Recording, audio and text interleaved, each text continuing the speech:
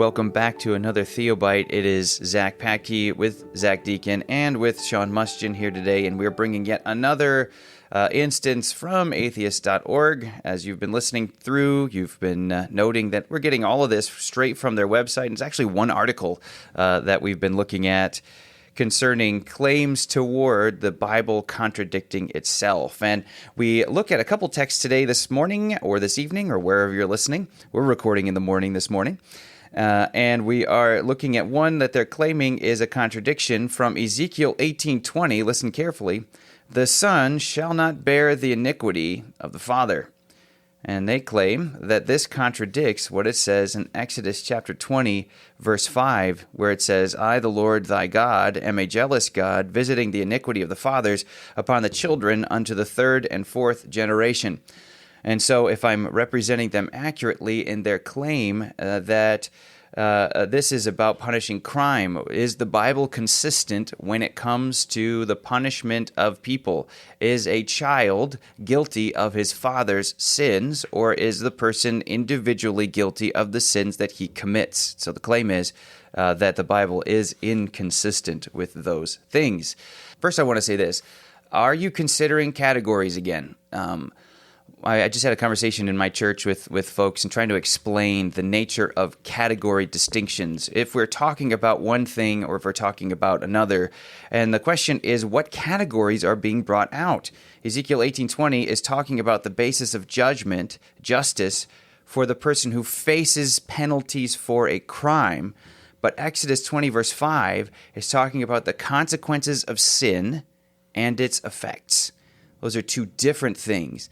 The child is not guilty of the father's sins, as if when they get into glory and they stand before God, your dad committed this sexual sin and therefore you are culpable for it. But the point is to say that the effects of the father's sins do indeed influence the children's sins. One thing I'm going to just interject this real quick. I'm not really going to go anywhere with this besides noting that in the Ezekiel passage, it is singular, is father, more particular to like an individual circumstance. In the commandments in Exodus 20, verse 5, it's talking about the fathers. There's more of a national kind of picture here, which would go in line with later on when we read, children, honor your father and mother, that it may go well with you in the land the Lord your God is giving you. Again, that is more of a picture of the nation, not so much individuals.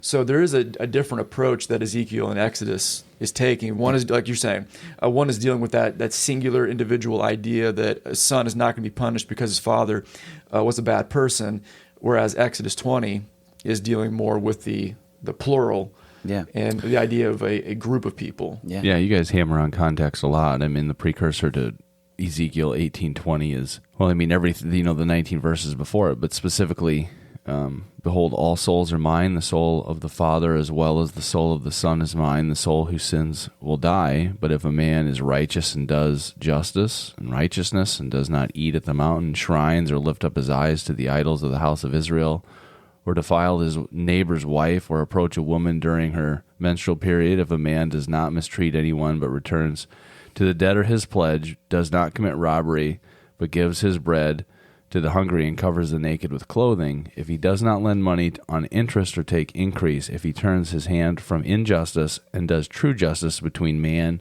and man, if he walks in my statutes and my judgments and is careful to do the truth, he is righteous and will surely live, declares the Lord. Yeah, and I love what you're bringing out is what Sean was talking about too, because you see the individual nature of what's being talked about compared to what takes place with what happens with the nation. Doug Stewart, he has a commentary on Exodus, and this is what he says concerning the text of Exodus, quote, it does not represent an assertion that God actually punishes an innocent generation for sins of a predecessor generation. Rather, this oft-repeated theme speaks of God's determination to punish successive generations, listen, for committing the same sins they learned from their parents. In other words, God will not say, I won't punish this generation for what they're doing to break my covenant, because after all, they merely learned it from their parents who did it too. Instead, God will punish generation after generation, to the third and fourth generation, if they keep doing the same sorts of sins that prior generations did, end quote. It's consistent throughout the Old Testament that The sins of each individual will be paid for by that individual. Listen to Deuteronomy 24:16. Fathers shall not be put to death for their sons, nor shall their sons be put to death for their fathers. Everyone shall be put to death for his own sins.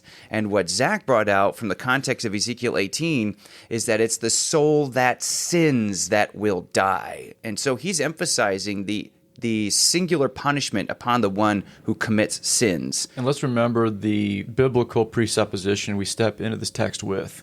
As Paul quotes numerous parts of the Old Testament in Romans 3, none is righteous. Right. Yep.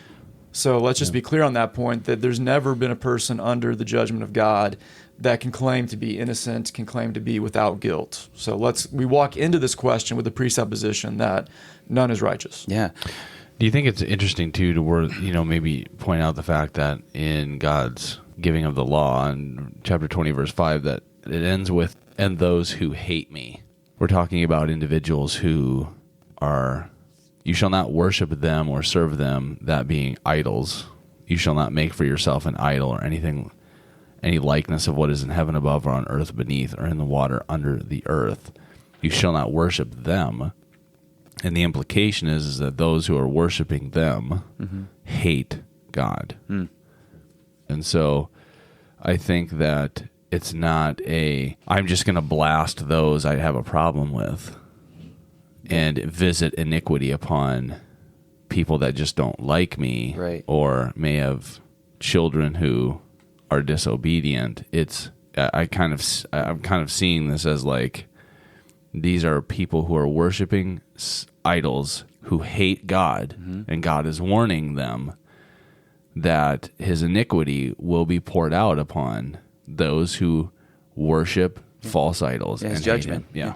Yeah, his judgment.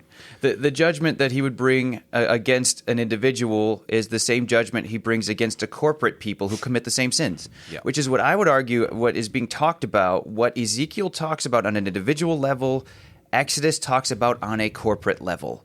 It's the same thing. Individual people and groups of people who commit the same sins are worthy of the same punishment. And I just want to say, by way of application, this should change America's whole perspective on social justice that is predicated upon the idea that a son is guilty of his father's sins, that the son needs to be punished for the sins of a father. And when you reject God in your thinking like America has, you get the very injustice that these atheists seem to think the Bible teaches. Yeah. We are that unjust as a society. This whole idea that current generation young people crying out, you live on stolen land, when the whole worldview of socialistic communism is all about stealing. I mean, it is based on covetousness. If covetousness were an economic system, it would be socialism, it would be communism, it would be those things that the society is currently going toward.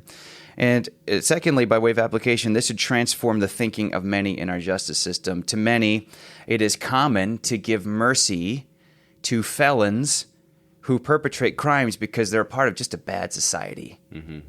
But when we understand the justice of God, those who are a part of that bad society are yet guilty of committing those sins, and he's not going to just brush it under the rug. Oh, well, you had bad parents, or you had a bad upbringing, you lived in a bad part of town.